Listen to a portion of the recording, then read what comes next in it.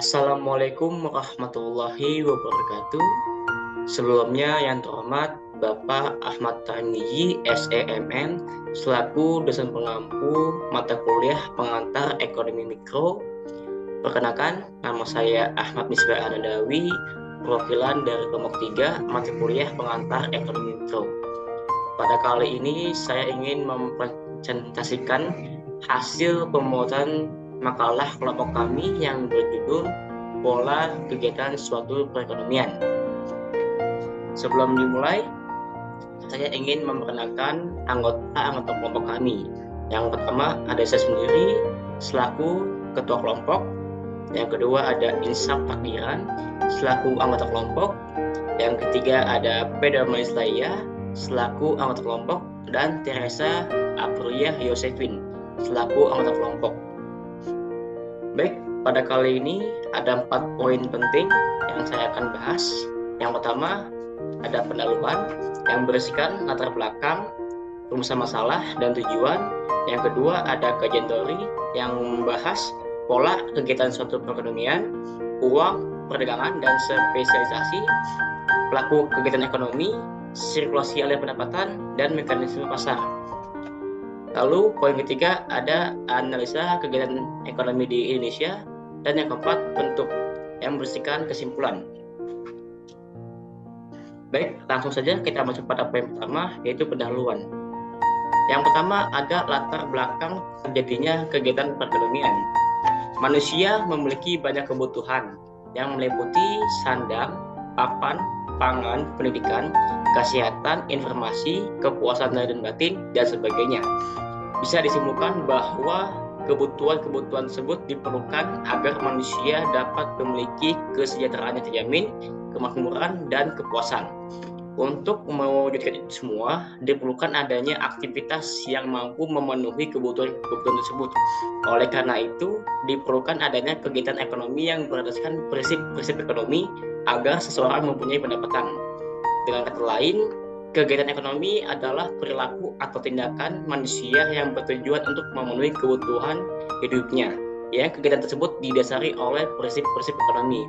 Disadari atau tidak, hampir setiap aktivitas manusia nggak lepas dari kegiatan ekonomi. Kegiatan ekonomi sudah berlangsung sejak zaman dahulu, karena kebutuhan manusia sudah ada sejak manusia lahir dan berada di bumi ini. Di zaman prasejarah, kegiatan ekonomi berupa berburu, mendapat perkebunan, bercocok tanam, dan beternak. Seiring dengan perkembangan zaman, kegiatan ekonomi bervariasi menjadi banyak. Selanjutnya ada masalah. Di sini ada 6 masalah yang akan kita bahas. Yang pertama, ada berapakah jenis-jenis sistem perekonomian. Yang kedua, apa hubungan uang, perdagangan, dan spesialisasi. Yang ketiga, siapa saja pelaku-pelaku kegiatan ekonomi. Yang keempat, bagaimana sirkulasi aliran pendapatan. Yang kelima, apa yang dimaksud dengan mekanisme pasar. Dan yang keenam, menganalisa kegiatan ekonomi di Indonesia. Lalu ada tujuan yang kita mencapai. Yang pertama, untuk mengetahui jenis-jenis sistem perekonomian. Yang kedua, untuk mengetahui hubungan uang, perdagangan, dan spesialisasi. Yang ketiga, untuk mengetahui siapa saja pelaku kegiatan ekonomi. Yang keempat, untuk mengetahui bagaimana sirkulasi aliran pendapatan. Yang kelima, untuk mengetahui apa itu mekanisme pasar. Dan yang keenam, untuk mengetahui kegiatan ekonomi di Indonesia. Baik, jadi kita masuk poin kedua, yaitu kajian teori. Yang pertama ada pola kegiatan suatu perekonomian. Secara garis besar, sistem ekonomi dibedakan menjadi 3 golongan. Yang pertama ada ekonomi pasar. Ekonomi pasar adalah perekonomian yang kegiatan sepenuhnya diatur oleh interaksi antara pembeli dan penjual di pasar. Yang kedua ada ekonomi campuran. Ekonomi campuran adalah sistem ekonomi pasaran yang disertai campur tangan pemerintah. Dan yang ketiga ada ekonomi perencanaan pusat, yaitu sistem ekonomi yang kegiatannya sepenuhnya diatur oleh pemerintah. Sebagian besar negara yang ada di dunia menggunakan sistem ekonomi campuran, yaitu sistem perekonomian pasaran yang disertai campur tangan pemerintah di dalam mengatur kegiatan ekonominya. Apabila diperhatikan, corak kegiatan ekonomi di negara-negara maju seperti Amerika Serikat, Jepang, Jerman, dan Inggris, maka dengan jelas dapat dilihat bahwa keinginan masyarakat merupakan faktor yang terutama di dalam menentukan jarak kegiatan ekonomi di negara-negara tersebut. Akan tetapi, di samping itu dengan jelas dapat pula dilihat bahwa pemerintah memegang peranan yang sangat penting di dalam mengatur dan mengendalikan kegiatan ekonomi masyarakatnya. Juga di negara-negara berkembang seperti India, Malaysia, Filipina, dan negara kita sendiri yaitu Indonesia, corak kegiatan ekonomi yang seperti itu juga dapat dilihat dengan jelas. Selanjutnya ada uang, perdagangan, dan spesialisasi. Perekonomian di dunia telah mengalami perubahan yang sangat drastis dalam 2,5 abad belakangan ini. Secara umum, dapat dikatakan bahwa kemajuan perekonomian akan menyebabkan peranan uang menjadi semakin penting dalam perekonomian. Penggunaan uang telah memungkinkan mereka melakukan spesialisasi, yaitu setiap orang tidak lagi menghasilkan semua barang dan jasa yang dapat disediakannya lebih efisien. Berikutnya ada pelaku kegiatan ekonomi. Dalam analisis ekonomi, tidak mungkin untuk menyebutkan kegiatan mereka secara satu persatu. Untuk mencapai tujuan ini, cukuplah apabila pelaku kegiatan ekonomi dibedakan menjadi 3 golongan. Yang pertama adalah rumah tangga. Rumah tangga adalah pemilik dari berbagai faktor produksi yang tersedia dalam perekonomian. Sektor ini menyediakan tenaga kerja dan usahawanan. Selain itu, faktor ini memiliki faktor-faktor produksi yang lain, yaitu barang-barang modal, kekayaan alam, dan harta tetap seperti tanah dan bangunan. Sebagai balas jasa terhadap penggunaan berbagai jenis faktor produksi ini, maka perusahaan akan memberikan berbagai jenis pendapatan kepada sektor rumah tangga. Lalu yang kedua ada perusahaan. Perusahaan adalah organisasi yang dikembangkan oleh seorang atau sekumpulan orang dengan tujuan untuk menghasilkan berbagai jenis barang dan jasa yang dibutuhkan oleh masyarakat. Seorang atau sekumpulan orang tersebut dikenal sebagai pengusaha.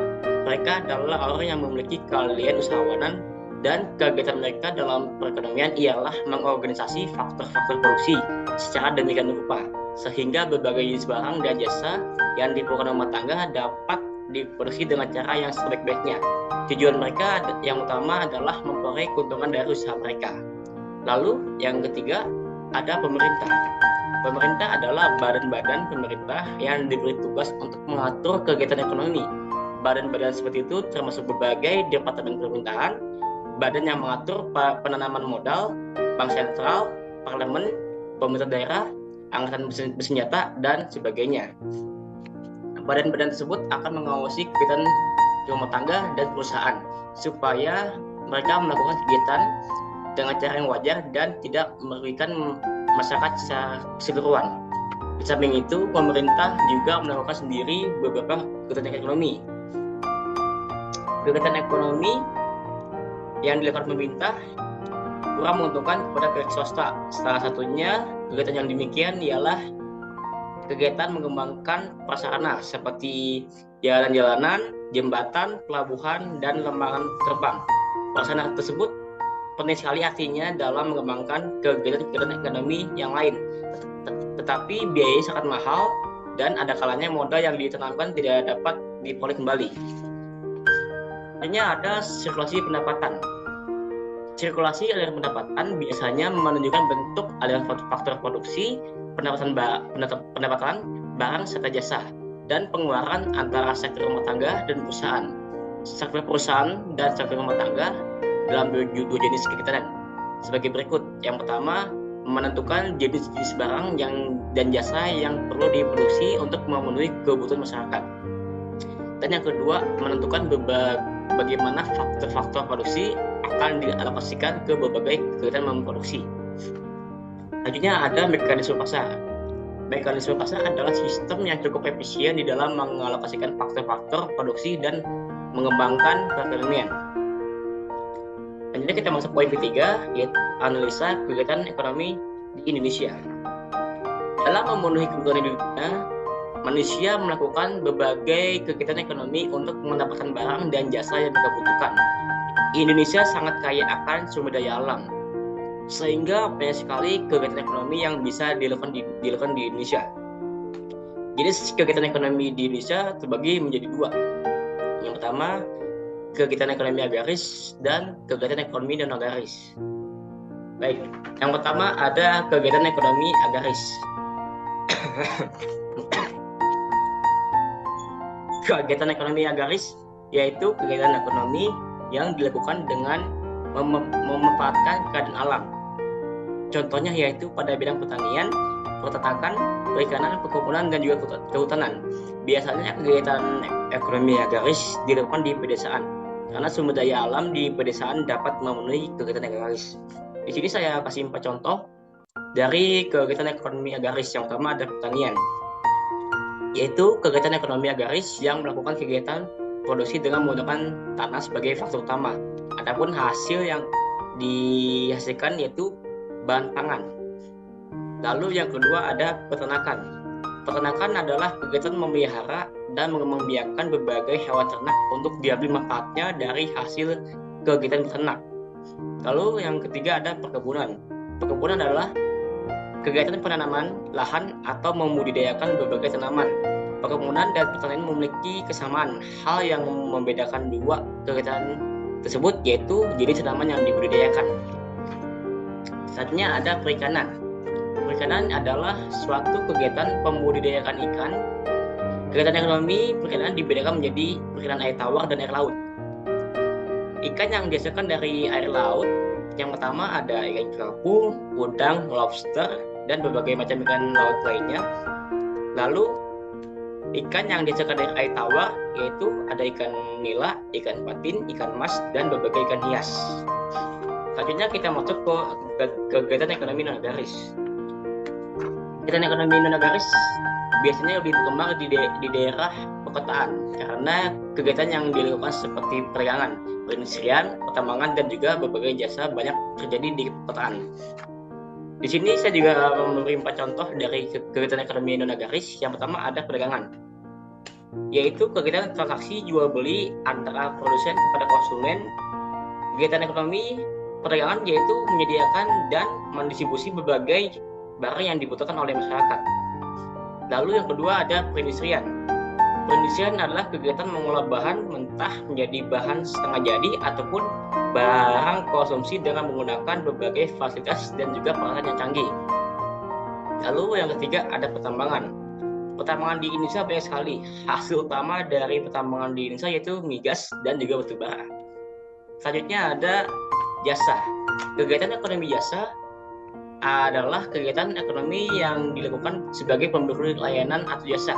Misalnya jasa transportasi, baik itu transportasi darat, laut, ataupun udara. Selain itu dapat juga jasa pada bidang pariwisata untuk memenuhi segala kebutuhan wisatawan yang mengunjungi Indonesia. Indonesia mempunyai banyak sumber daya alam dan memiliki kondisi alam yang strategis. Oleh karena itu, tak heran jika Indonesia mempunyai banyak sekali kegiatan ekonomi yang dapat dilakukan untuk memenuhi kebutuhan masyarakatnya. Baik, kita masuk poin terakhir, yaitu yang memberikan kesimpulan. Kesimpulan dari pembahasan yang terdapat pada makalah ini bisa kita simpulkan bahwa manusia memiliki banyak kebutuhan yang meliputi sandang, pangan, papan, pendidikan, kesehatan, informasi, kepuasan lahir dan batin. Untuk mewujudkan itu semua, diperlukan adanya aktivitas yang mampu memenuhi kebutuhan tersebut. Oleh karena itu, diperlukan adanya kegiatan ekonomi yang berdasarkan prinsip-prinsip ekonomi, agar seseorang mempunyai pendapatan yang bertujuan untuk memenuhi kebutuhan hidupnya. Disadari atau tidak, hampir setiap aktivitas manusia tidak lepas dari kegiatan ekonomi. Baik, itulah hasil dari pembuatan kelompok kami yang berjudul Pola Kegiatan Suatu Perekonomian. Baik, untuk presentasi pada kali ini saya akhiri. Kalau lebihnya mohon maaf. Wassalamualaikum warahmatullahi wabarakatuh.